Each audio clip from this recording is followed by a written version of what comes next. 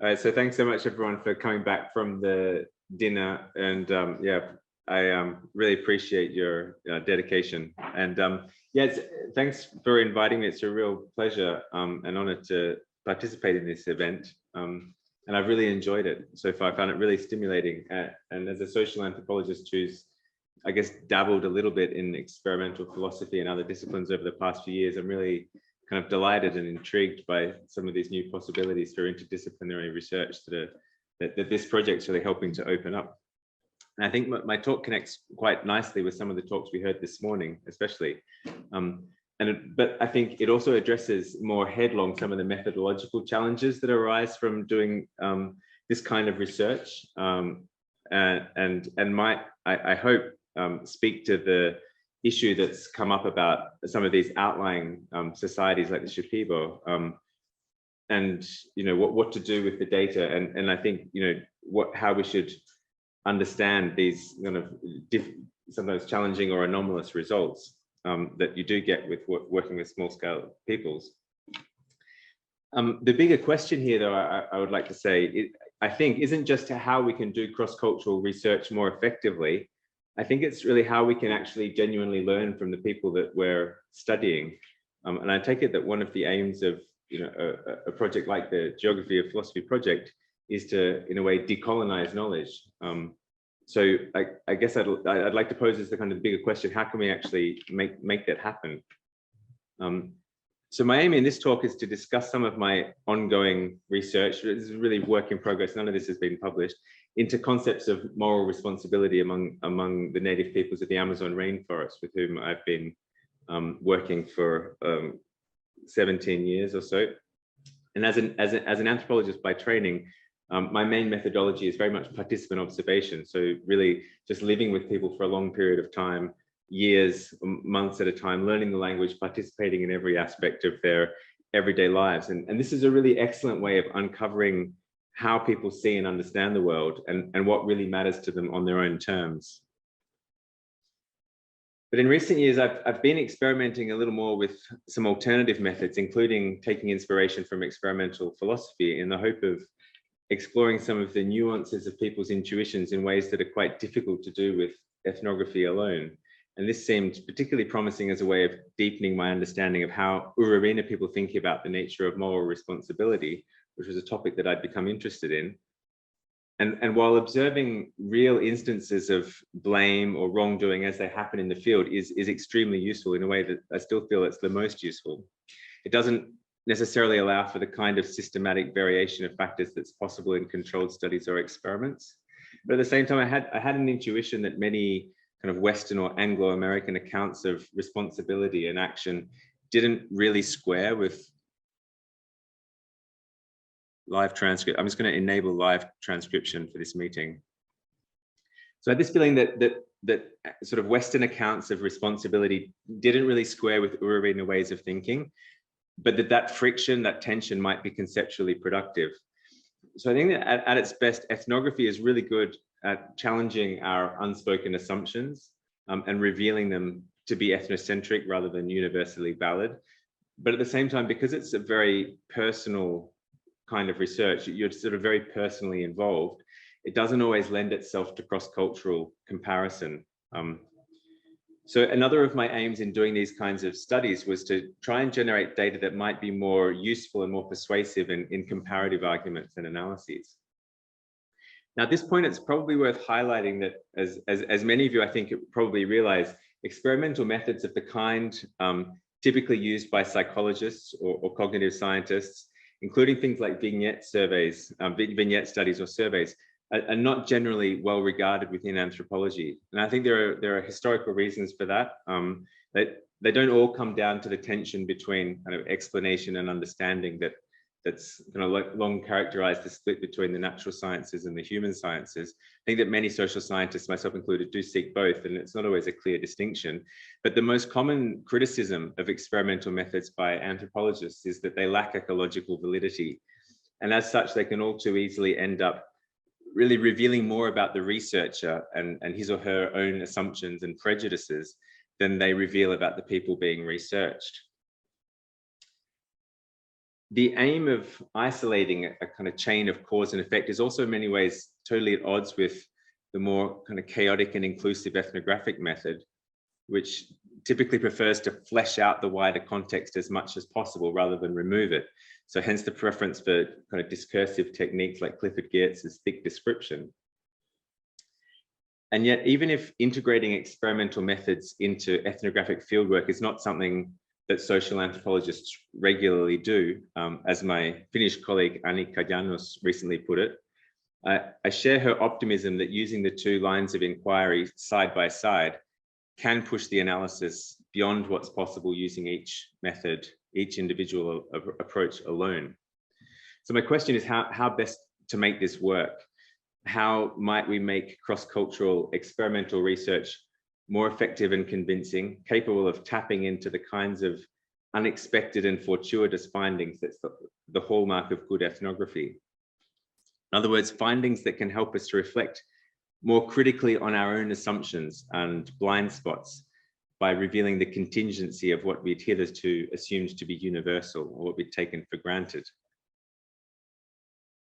So in what follows, I want to suggest that some of the most interesting findings from my own experimental research had little to do in the end with the confirmation or falsification of hypotheses, or even from what participants told me in the course of the experiments themselves in direct response to my questions.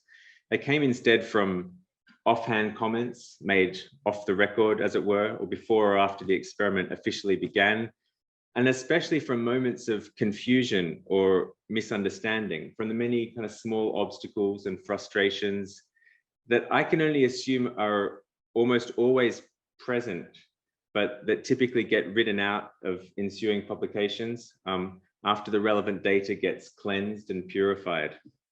So my suggestion then is that by attending to these moments of disorder, rather than erasing them, experiments carried out in the wild, as it were, or what I'm going to suggest we might call wild experiments, might better coordinate with and help to tame unruly ethnographic research and establish some common ground such that each helps to illuminate the other.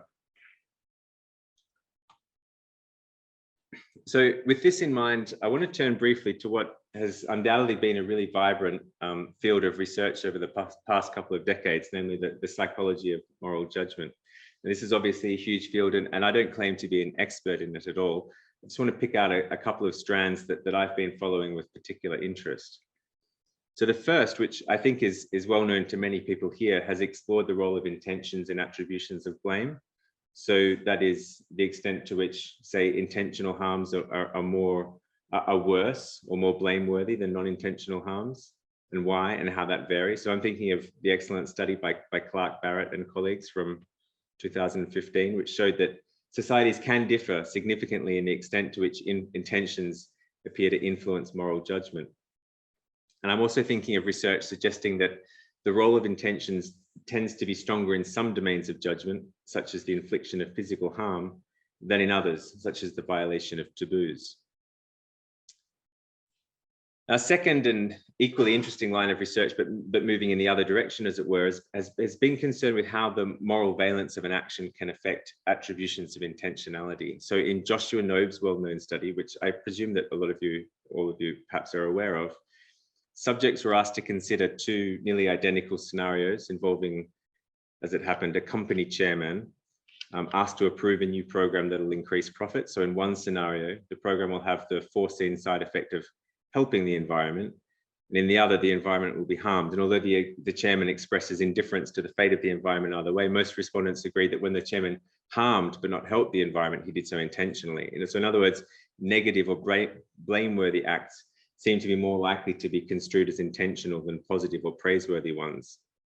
So the implication is that intentional action isn't morally neutral, as conventional Western accounts had assumed. Now, this finding too has been tested in, beyond the usual kind of Western large-scale industrialized settings, and it appears to hold up more or less, albeit with some interesting exceptions, which I won't go into here.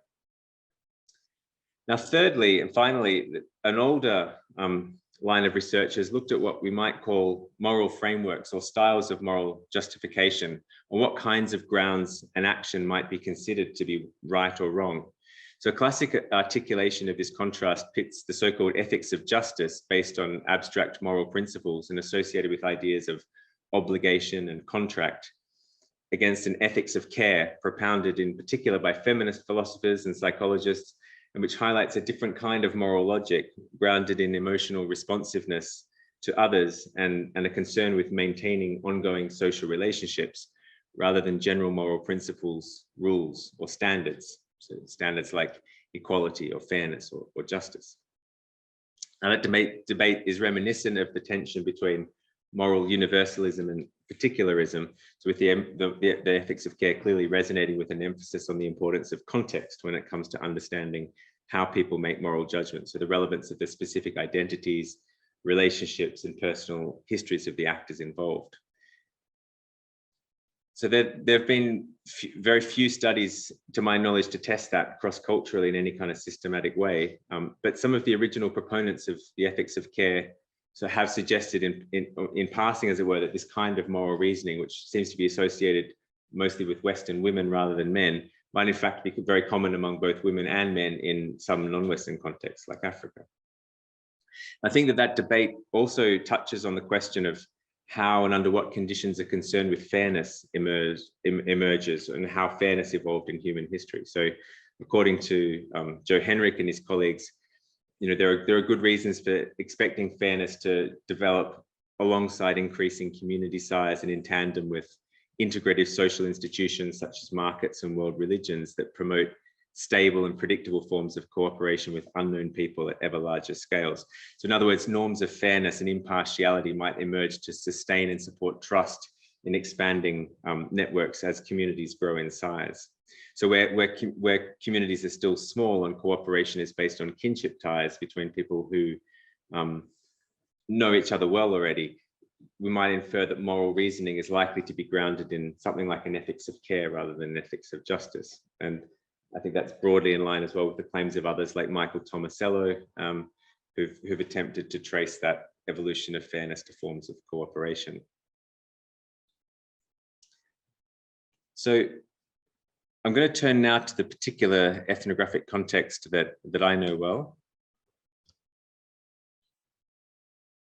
and in relation to which I've been interested in engaging these three vibrant areas of research. So for many years, I've been carrying out ethnographic fieldwork with the Urubina, hunting and horticultural people who live along the Chambira River in a relatively remote corner of the Peruvian rainforest. So I lived with the Urubina for 2 years continuously from 2005 to 2007, learning to speak the language, to hunt and fish and garden, and basically participate in every aspect of their lives. And I've been back many times since then. I've researched and published on kind of a wide range of kind of classic anthropological topics, including things like shamanism and ritual, birth, childcare, football, soccer, and I'm currently writing about moral emotions. So in many ways, the Urubina continue to live kind of much as they have for the past few hundred years, as mostly subsistence lifestyle based around hunting, fishing, and small-scale gardening. And this takes place largely in small, relatively autonomous groups based on kinship, and the presence of the state in the market is still fairly minimal. They have had contact with missionaries over the years, but very few have converted to Christianity. And this is still very much a shamanic kind of culture. But since the 1980s, at the behest of the Peruvian government, the Urubina, like all Peru's indigenous peoples, have formed larger sedentary communities in exchange for formal land title and the opportunity to claim state resources like education. And this has led to some really important changes in people's lives. So alongside the increasing presence of the state in the market, it's meant that people have had to start cooperating with others in their community who are not necessarily related to them as kin. So the communities are growing and people are cooperating with non-kin for the first time. And because the communities are more stable, people can't just disperse, move elsewhere as they did in the past. They've got to figure out ways to kind of maintain relations with others. So whereas disputes in the past would have traditionally led to relocation and departure, these disputes have to be resolved within the community now. And that's led, I think, to a more explicit articulation of norms, including norms of fairness potentially, along with ideas of rights and entitlements and formal equality. So in other words, I think that the ethnographic data suggests that there's been a shift in patterns of social organization over the past few decades that in some ways mirrors the kinds of trends that some theorists have argued to characterize the evolution of human morality over very long historical timescales. In other words, there's been a shift towards more impersonal and impartial forms of cooperation across larger scales that seems to be going hand in hand with a shift towards more abstract ideas of rights and fairness and entitlement. So part of my research question in a way was to wonder whether that empirical shift could be used to test some of the assumptions and conclusions of that literature around the evolution of morality.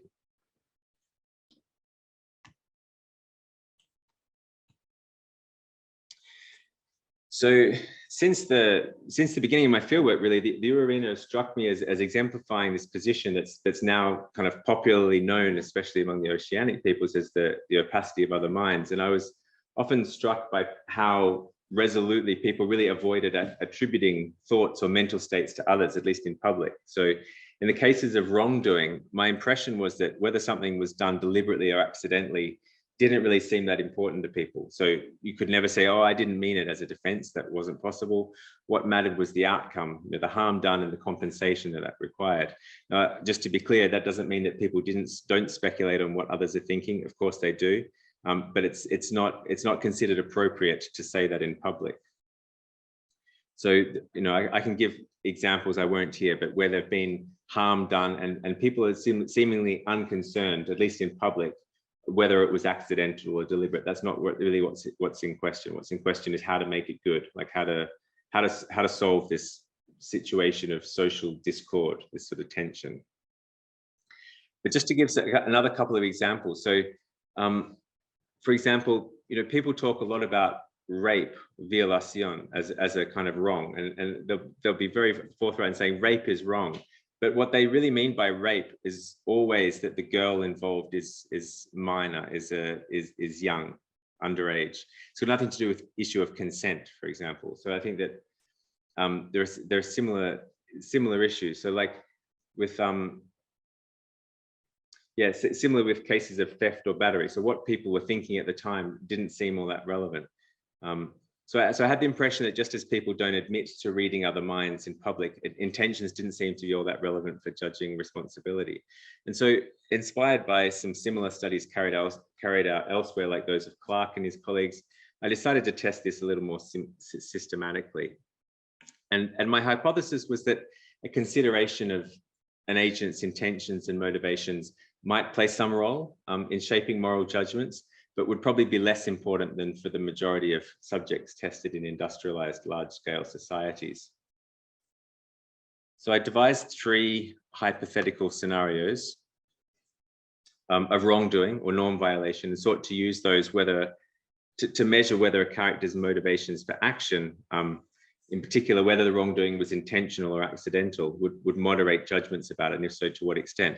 So in one scenario, for example, the harm scenario, one man hits and injures another in the course of playing soccer. In the second scenario, robbery, 2 people go to a shop in town with identical bags and one leaves with the other's bag. And in the third scenario... Is this the slide you're supposed to be on? Oh, no, it's yeah. Okay, hold on, what is it? Uh-oh. Thank you for catching that. I thought you were being very anthropological.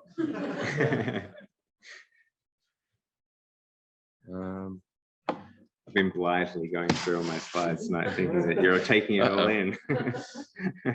Yeah, this won't change. It was sort of No matter jamming what here as well.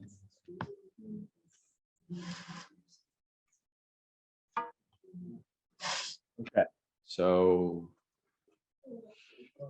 this works for some reason. Don't know why these buttons don't. Okay. One more technological problem to solve before the next. No worries. Yeah, so I'll cut this short. So basically each participant was presented with one of 3 possible versions of each scenario. So in the first, the act was described as accidental. with no mention of the character of the protagonist. In the second version, it was accidental, but they were told that the protagonist has a reputation as a bad person. And in the third version, the act was described as deliberate with no mention of character. Now, this was all done in the Urarina language. There were a huge number of methodological and logistical challenges in all of these studies, but I won't go into here. But just yeah, sorry, is that a question? Yeah. You mentioned reputation. Yes. So if they don't publicly assign intention, does that mean like a machine has a reputation to break down versus not, it doesn't have an intention, like reputation based on actions, but without any. They're just told he's known to be a bad person. Because he does bad things, or he has bad intentions, or some sort of thing that I don't. It would be because he does bad things, I'm sure. Like in this context, to be a bad person is because you do bad things. Yeah, for sure. I mean, there's just not a public discourse about intentions. So yeah, just to say he's a good person or is a bad person, just immediately imply in this context that they're a person who does good things by giving generously to others, or a bad person who's stingy, for example, or malevolent. Yeah, but so it was a huge challenge getting these vignettes translated in ways that I felt that people were engaging with and able to understand. It really, it drew on all of my social capital. I don't think that anyone who was not already well known to the Urarina people could have really done this research. But that's it. I do think that in the end that they were engaging with the questions, and I do think that they were answering them as best they could. So I had this hitting scenario, theft, accidental versus deliberate theft, and poisoning, accidental poisoning versus deliberate poisoning, where a man wanted to buy a bag of sugar, but in one scenario he replaced it with poison deliberately. In the other scenario, it was replaced with a bag of poison accidentally. And overall, the results here suggested that whether or not an act was done on purpose or not made relatively little difference to people's moral judgments. But most surprisingly, I suppose, was that in 2 out of the 3 scenarios, the judgment was actually less negative in the case of intentional wrongdoing. In other words, accidental harm and accidental poisoning were seen as worse than deliberate harm and deliberate poisoning, and that deliberate harm, so that was what they really felt most outraged by, these harms that they were told were actually accidental. Okay, so why might that be the case? Well, I think there's a couple of explanations here. Firstly, it became apparent to me that people were in fact largely forming their own opinions about whether or not an act was deliberate, not trusting what they were told in the vignette. So in the hitting scenario, for example, some people, although they were told that it was intentional, they decided, oh, it was probably accidental. But most strikingly, when they were told that the culprit was known to be a bad person, they were much more likely to deem the act deliberate, even though they were told it was accidental. And they were much more likely to see the culprit as deserving of scolding or punishment. Yeah, I felt that like some of the strongest negative evaluations were reserved for harms that were done through sheer negligence or carelessness, ostensibly by accident. And that's what really outraged people. So from the responses and the comments that people made, it seems to me that it mattered more whether a harm was avoidable than whether it was intentional. So substituting rat poison for sugar, for example, was so grossly negligent and irresponsible that it provoked real surprise and outrage, more so, I would say, than murder, which was at least comprehensible to people. Like they could kind of get that. They'd say, okay, yeah, that would happen. But the idea of it doing accidentally just through sheer carelessness was genuinely outrageous. In any case, it all depended on who was involved, of course, and on the nature of their relationship. And because participants weren't really told anything about the relationship between these participants in the vignette itself, they essentially had to fill in the gaps themselves in order to be able to draw their own conclusions. And yet, even if my experimental design had effectively eliminated what many might have considered to be the most crucial information of all, I felt that running it was still quite revealing. yeah, provided I was kind of willing to read between the lines a little bit when contemplating people's responses.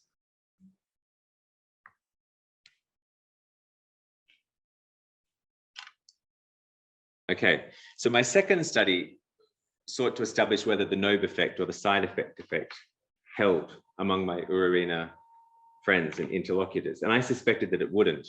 But more than anything, I was just curious to know whether I could just even get the experiment to make sense to people. And so each participant in this study was read one of two almost identical scenarios.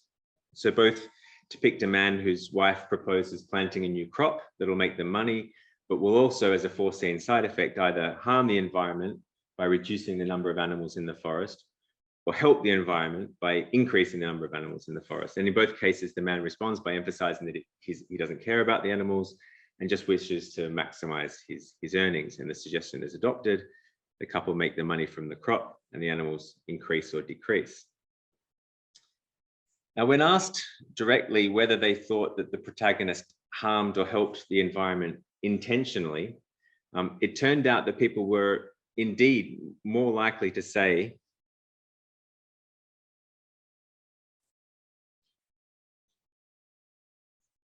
that they were more likely to say yes in the case of harming rather than helping. In other words, if you ask the people that particular question, the Knobe effect did hold, somewhat to my surprise, but there were some issues with the translation of the question itself, which I'm going to come back to. But when asked whether the protagonist deserved blame or praise for his actions, here it was the opposite of Knobe's findings. So here, people were more willing to praise the helping action than they were to scold the harming action. That's the opposite of what Knobe found. Now, also, when they were asked whether they agreed with the proposition that the protagonist harmed or helped the animals in order to make money, which is another way that Knobe formulated the question in the US sample, again, the results contradicted Knobe's findings. So here, again, people were more likely to agree that the man increased the animals in order to make money than they were to the proposition that he reduced the animals in order to make money. How do you observe that?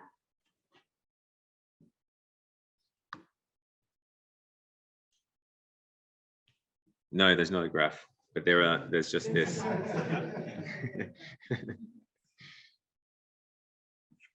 So one thing that I think we can, one thing that I would like to conclude from this is that, at least in the Urarina case, the results are really sensitive to the wording of the question used. So, and I suspect that this is maybe often going to be the case when working in a language and a culture that doesn't readily lend itself to talking about intentions. So translating what to us seem like really straightforward questions about whether or not an act was intentional actually turned out to be extremely challenging, but also, again, quite revealing. So there's no direct translation of the terms intentional or deliberate or even accidental in the Urarina language. And after discussing this really extensively with my assistants, and they got what I was wanting to ask, the suggestion, their suggestion was to use the far more common verb to want. So translated directly back into English then, the question that they assented to was something like this: did Makusi decrease the animals in the forest while wanting them to increase? So precisely how wanting differs from intending is a question that I'll have to leave to the philosophers, but it seems to me that they're just clearly not identical. So for a start, Makusi wanting the animals to decrease can be seen as not logically the cause of them increasing, as it would be if it was intentionally, but it could be parallel to it. So he could want them to decrease, but they decreased not as a result of him wanting them to, he just was also wanting them to decrease. It was a good result for him. So the phrasing that we used seemed to open up the possibility that for the participants were being asked effectively to decide whether it's in Makusi's interests for the animals to decrease or not. And so ultimately, what kind of person is Makusi anyway? Is he the kind of person who would want to help others by making the animals increase, to help them out, those who are hunting animals for their livelihoods, to make their lives better? Or is Makusi going to be the kind of person who wants to see those others suffer despite them? And as the results as the vignettes themselves don't say anything about who Makusi is, the participants had to draw on their own experiences and make their own inferences. Now, I think this also explains, or might also explain, why people tended to agree with the proposition that Makusi increased the animals in order to make money, but not that he reduced them. So I think that here people were just using a kind of very pragmatic logic. They would find it hard to see how decreasing the animals could help anyone make money, but it's easy to see how increasing the animals would do so, by hunting and selling animals. And again, I think as for why they would be more likely to praise Makusi for helping the animals than to blame him for harming them, it's quite straightforward. I think criticizing others in an Amazonian context is really risky, especially in public. It can lead to tensions and resentments that can quickly escalate out of control. And so the question of whether to blame or to praise others, I think is a question of social pragmatics. It's as much as, if not more than, a question of any kind of abstract moral deservingness. So once again, then, I don't think that my experimental design was a failure per se. After all, I did demonstrate in a way that the Nova effect holds, even among Amazonian urarina. But I was left with this sense that it still didn't really take seriously what mattered most to my research participants by abstracting events and their consequences from the social context in which they're usually embedded. And yet even this apparent shortcoming was quite helpful and productive, because provided again that I was sort of attentive to the various ways in which the experiment was capable and not capable of kind of registering what people had to say.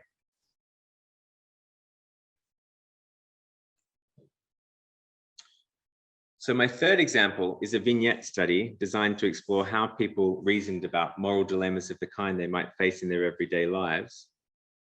And in particular, how this might be affected by their degree of integration into markets and the state and community life.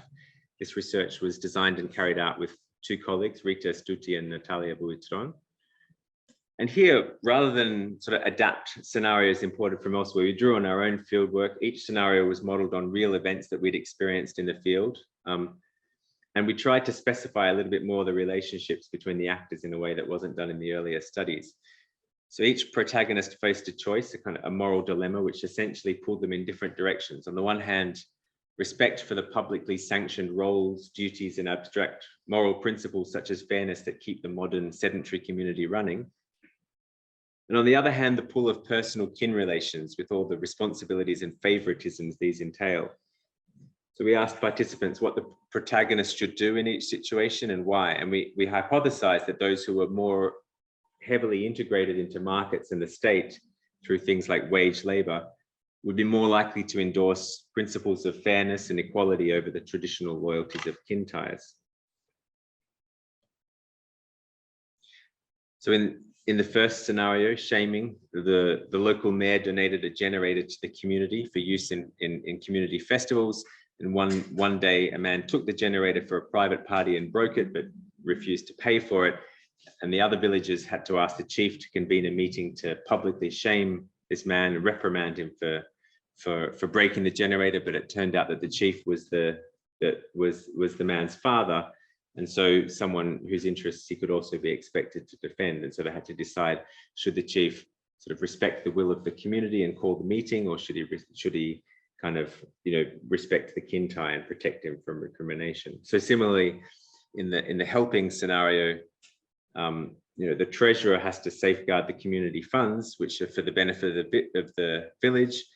But one day, the man's father is bitten by a snake while working in the fields, and he has to decide whether it would be the right thing to do to steal the money he needs to take his father to receive medical care, or whether to obey the rules and leave the money and respect the will of the community.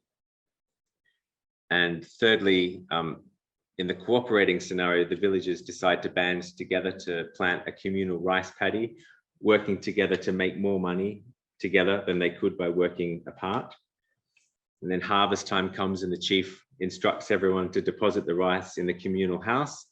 And Juan and his wife and kids help out, but then he has to decide whether he should really go ahead with this and trust the chief and everyone by pooling his rice with theirs in the hope of maximizing payoffs, or whether to take the safer but less profitable route by going it alone and take the rice to his own house, where he knows it can be sold for a lower price, but more safely.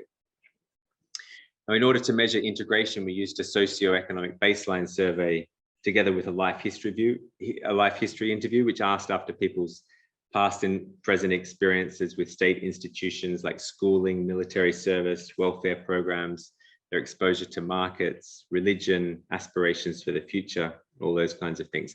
And as noted, we expected that people who scored more highly on this integration into markets and the state would be more likely to choose what we were calling, for shorthand, the community option over the kin option. But although we did find, although we sort of did find some tendency in that direction, a trend in that direction, the effect wasn't really all that significant. Ultimately, integration didn't really have that sort of strong effect on what course of action people considered to be the right one. So we would expect that kind of, you know, a trajectory as you know, integration would kind of correlate with people choosing the community option. And nor did it really have that strong an effect on how people explained and justified their decisions. And what we found was that even people who endorsed the community option, so, you know, with its norms of fairness and justice and so on, when it came down to it, they ultimately kind of demonstrated a style of moral reasoning that was really that of an ethics of care. So even those who began by evoking principles or rights, or saying something like an abstract principle, like it's wrong to steal, when pressed a little bit further on why that mattered or why it was wrong, it became apparent that they weren't really all that concerned with abstract notions or principles as such, but with the consequences of people's actions for their immediate social relationships. So for example, in response to the helping scenario where it has to decide, should I steal the money to help the snakebite victim? One man said that the treasurer should not steal the money because it was wrong to steal. But when asked to elaborate, he said, well, you know, because one will never know the thoughts of the other villagers. And what he means by this, I'm pretty sure, is that, you know, yeah, you could steal the money, but then the other people in the village, you know, you'd always be wondering what they're thinking. You know, they would always harbor resentment, but they'd never make that known, and that would create fraught relationships for a long time into the future. And another participant who insisted that it was right to cooperate, you know, with the community response in the cooperating scenario, saying that yes, the protagonist should overcome his family loyalties by cooperating with others. But he then conceded that that was important, not because that was the right thing to do or fair or because it maximized earnings, but because that seems to him the best way of maintaining tranquility in the community, of avoiding discord and scolding, of maintaining this shared feeling of well-being that arises from healthy and harmonious social relationships. And in fact, achieving tranquility seemed much more important to most people than deciding on the right thing to do. So in other words, although people's initial responses to the moral dilemmas did vary, the style of reasoning they used to justify their responses was essentially that of an ethics of care rather than an ethics of justice. So a concern with the quality of social relationships and with overall well-being rather than with what they thought was right or fair. Now, if what we called integration had any effect at all, it was really simply, I would say, mainly to enhance people's optimism that disagreement and discord where they do arise can be worked out over time by talking and needn't necessarily escalate out of control. So for example, stealing money to take your sick family member to hospital, it might make people angry, but it should be possible to talk to them and bring them around and convince them eventually so you can see eye to eye. The integrated people thought like that. The least integrated people didn't even consider that kind of reconciliation a possibility. So in a way, integration did, in some ways, perhaps correlate with kind of the skills of cooperation. But the most kind of consistent and perhaps surprising results really emerged when we looked at people's responses as a function of age and gender. So here, rather than sort of any global trend in a particular direction, these patterns were specific to each scenario. So, you know, men might answer quite differently to women for each specific scenario, and old people and young people. And again, I think that the reason has much to do with the fact that people are drawing on their own life experiences above and beyond what the vignettes actually told them. So for example, Urarina males were much more likely to and females to argue that it's right to steal money in order to take a snakebite victim to the hospital, but for reasons that have much less to do, have not really nothing to do with the morality of stealing in relation to the morality of kinship obligations, but much more to do with the fact that men are in general more trusting than women of hospitals and Western medicine. On the other hand, women were more likely than men to endorse cooperation in the community beyond small family groups.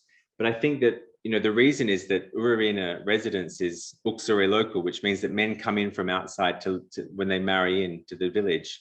So that in any Urarina village, you know, the men are unrelated strangers, whereas the women are sort of family. And so beyond the household, I think women have a lot of kin ties anyway, and men don't. And I think that just predisposes women to be more kind of open to cooperative activities. So my point here is that really, once again, people are unavoidably drawing on their understandings of the wider social context in deciding what to do in each case, even when that was not an intended feature of the experimental design. And once again, although I found, well, not much evidence for my original hypothesis, I found that the process of actually carrying it out was still actually quite illuminating, especially where I was able to draw out connections with my ethnographic material. Okay, so let me now summarize briefly some of what I learned.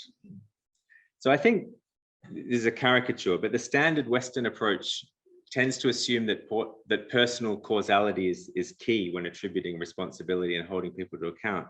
So you might summarize it something like this: that first there's an incident, after which people try to determine the cause of the incident, considering especially the empirical evidence, what happened in light of shared social norms. A judgment is then made, making allowance for mitigating circumstances that might diminish personal responsibility, for example, to do with an agent's intentions or capacities. And this gives rise to blame and perhaps punishment. These assumptions, I think, certainly informed my experimental design, perhaps unwittingly.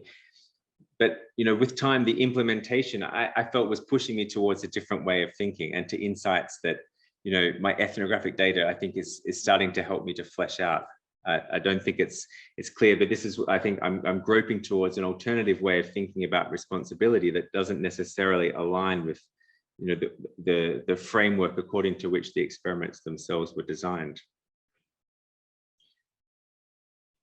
So for a start, Urarina people don't typically, I think, seek out impartial judgments at all based on the evidence, or what we would consider to be the evidence available to them. I don't think that they're particularly concerned with seeking out the facts of a case, as it were, and then evaluating them against shared standards or norms or precedents. But nor do they just blindly follow ties of loyalty or the obligations of kinship. They don't just purely defend their kin all the time either. And I think that the results of my studies, I feel that they're pointing instead to a process of moral judgment that just simply works along different lines to that's presupposed by the experimental apparatus, which only partially manages to tap into it because it's based on different assumptions and priorities. Now, this form of judgment is based less on standards of right and wrong in relation to which the deeds and capacities of people can be evaluated, and much more on a concern for how social relationships can be protected or strengthened based on specific and known personal histories. So in most real cases, after all, those who you might judge are still those who you have to live with, for better or worse. Now, this is a view of responsibility that's not, I think, normative, and this is not a very normative way of thinking about morality at all. And as an aside, you know, in the third study where I presented people with a choice, like what should the protagonist do? Even just asking that very question, like what ought Juan to do? Should Juan cooperate, or should he, you know, there's actually no straightforward way of asking that question in the Urarina language, like what should Juan do? There are ways around it, you know, like would it be a good thing that Juan will do this, is that good? Or Juan will do that, is that bad? But the language of ought and obligation, and I think this is true for most Amazonian languages, which I think have very few linguistic resources for expressing notions of obligation. Now, generally speaking, I think people are not necessarily concerned with what may have been empirically observed to have happened in any given situation or event. And this is in part because the process through which people are held to account is not necessarily directed toward arriving at the truth or at personal accountability. So the priority for many people instead is reestablishing this sense of tranquility, a value that people talk about a lot, that's the hallmark of living well with others and a sign of good, healthy relations. And this is why people are less concerned with the morality of particular types or kinds of acts than with the question of if or when any particular act negatively affects that state of shared feeling, that tranquility among people. And this is why I think the behavior of others is not an issue unless or until it upsets that tranquility, that shared feeling. It's not individual deeds or affairs that kind of initiate reparatory action. It's a volatile social situation. And accordingly, the outcome that people seek is reestablishing that tranquility between those involved. Now, the attribution of intentions, I think, is sometimes part of this process, but many times I feel it's just tangential to this goal. So I don't think that Urarina people are entirely indifferent to what others are intending, even though they're not going to speculate about it in public. There's no easy way to talk about intentions in the Urarina language. But I just felt that people pay much more careful attention to questions of character and reputation, and to negligence or to failures of care where care is expected. So whether it was intentional or otherwise, if people are expecting a particular relation of care and that doesn't hold up, that's what's really going to grab their attention. If typical, let's say, Anglo-American concepts of responsibility are heavily focused on what we could call one's accountability for one's actions, Urarina people, it seems to me, more focused on responsibilities towards others, not for their actions, but towards particular others. So on care for persons rather than answerability for deeds. In other words, I felt like the key question for them is something like, to whom am I responsible? Not for what am I responsible? So questions about an agent's beliefs and desires, or even how his responsibility might be diminished if his actions were not directly produced by him, might be beside the point. I felt that for the same reason, deeds aren't necessarily good or bad in themselves, because it depends on who's involved in the relationship between them. And often responsibility and accountability could be considered in terms of a string or a chain of interpersonal influence. And this is, brings me to this observation that, the law of mens rea, the guilty mind in the Western paradigm, it's been described as bare and alone. The responsible individual implied in the Western paradigm, it's this lone individual, the subject of observation, but bereft of emotions and motives and relations to others. And yet what was clear to me was that, for the Urarina, wrongdoing is first and foremost a relational affair, whether it's accomplished by strangers or intimates. And when judgment is called for, it draws on understandings of the relevant personal histories. And it's not about trying to apply moral principles so much as discern the relevant features of the social environment. So I think this opens up a whole lot of questions for both experimental and ethnographic research. To name just a couple, if negligence is such an important issue, how do people form judgments about what's reasonable, or what a reasonable person is like? How exactly do judgments of character affect attributions of responsibility? Are people more likely to pay attention to intentions and mental states when they're more integrated into markets and states? That was sort of one of my original hypotheses, and I still don't know, is the legibility of intentions part of this broader process by which states make their subjects legible? And what are the various different possible chains of causality that stretch across humans and non-humans that can underlie action?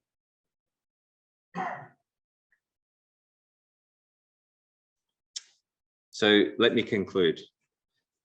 a few years back, my colleague Rita Stuti decided to try and find out whether the Vezo people of Madagascar, with whom she'd been doing fieldwork for decades, also exhibited the Nobe effect. And she found, much as I did, that people's responses to her questions drew heavily on their own experiences, leading them to answer in very different ways than intended or anticipated. So, for example, when it came to the judgment about punishment and praise, in her case, it was a farmer who intentionally harms the local shrimp and krill stock in the sea. They overwhelmingly judged that he should be punished, and harshly so, but they also overwhelmingly judged that he should be praised for helping the shrimp and krill, even if he didn't do it intentionally. Because after all, he explained, well, he did help the people who rely on the sea for their livelihood. And it was clear to Stuti that her participants were deciding not on the basis of an abstract hypothetical scenario according to its own inner logic, but they were imagining themselves in deep water, dragging these small nets with which they catch krill, hard at work pulling on the big and heavy nets with which they catch shrimp, and the farmer was helping them, and he deserved praise for that. One participant explains to her that the farmer should be punished only a little bit because, well, being rich and powerful, he'd get people into trouble if he was punished too harshly. Another suggested that the farmer should be praised only a bit because, well, we wouldn't want him to get too full of himself. So in other words, these participants too were not indicating what punishment or praise they think the farmer deserves in the abstract, but what they think is pragmatically appropriate in the circumstances. So they were effectively bringing these circumstances into the fold of the experimental procedure. So in their social world, because the legal system is corrupt, rich and powerful people get away with murder, which means that they should always be handled with great care. Or people who do good deeds are either taken for granted, or if they're not your relatives, you want to keep their actions under close scrutiny and keep their egos in check. So Stuti called this phenomenon by which people refused to leave behind the social worlds they inhabited for the sake of the experiment, the incursion of the social. And she argued that this is something that's inevitable because human beings are social creatures, but also potentially something that we should embrace rather than ignore. Now, in a similar vein, as we've seen, my Urarina participants often drew on what they already know and believe, rather than, or in addition to, what the stories in the experiment tell them. So, for example, although told explicitly that something was accidental, they might still conclude that it was probably deliberate, because on the basis of their own experiences, that just seemed more likely. So these people refused to insulate the experiments from the messiness of real life and the pragmatism it demands. So for people like the Vezo of Madagascar or the Peruvian Urarina, the very idea of making a moral judgment based purely on facts abstracted from their social context makes very little sense, because that social context is the basis of their judgment in the first place. But nevertheless, even when they miss their mark, I still think that experiments such as these can be really helpful, especially when they're open to and honest about the problems and the surprises that they can generate. And this would bring experiments much closer to ethnography, because, well, ethnography can be very useful here too in making sense of these surprises, and perhaps even feeding back into experimental design, opening up new questions and lines of inquiry.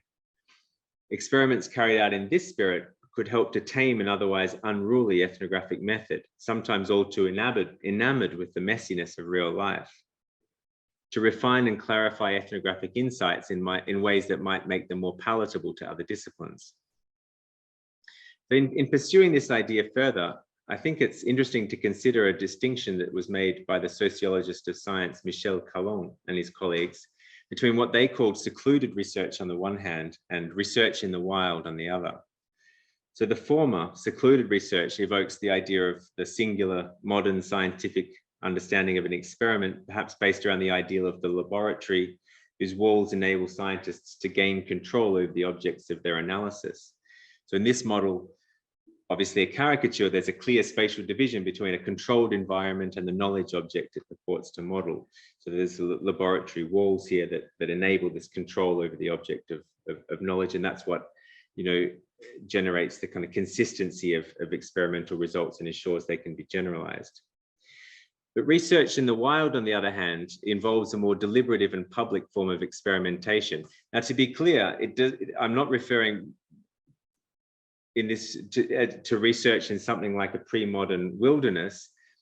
Even if it does happen to take place in the Amazon rainforest, the idea of research in the wild is that it allows for and promotes public engagement with the experimental process by trying to do away with the laboratory walls and opening up conduct so as to allow for and even explicitly encourage the element of surprise.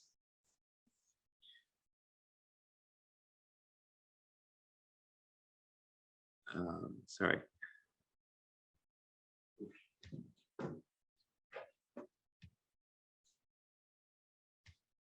Yeah, sorry, that's good. Yeah, so consider two definitions of experiment offered by the Oxford English Dictionary. So firstly, the concept of an action or operation undertaken in order to test a hypothesis or establish or illustrate some known truth. And secondly, second definition of experiment, a tentative procedure, a method, system of things, or course of action adopted in uncertainty. So the notion of a wild experiment would bring us obviously closer to this second definition, to a more experimental mode of conducting science, in which a lack of control becomes its own virtue. This idea, I like it, of a tentative procedure adopted in uncertainty that might interrupt research expectations in promising ways. The experiment is what Reinberger described as a trial or a venture into the unknown, capable of generating and detecting difference as much as confirming what's known. So to finish, I recently learned that a new translation has just been published of one of the great classics of anthropology, the book best known in the English-speaking world as The Savage Mind by Claude Lévi-Strauss. It's now called Wild Thought, far better reflection of its contents, which argue for an essential continuity between mythical thought and scientific understanding. I hope it isn't stretching the point too far to evoke finally the political project of rewilding that's gained traction in Europe and North America in recent decades, seen by proponents as crucial for nature conservation. So perhaps rewilding might also be applied to the scientific imagination. Thank you very much.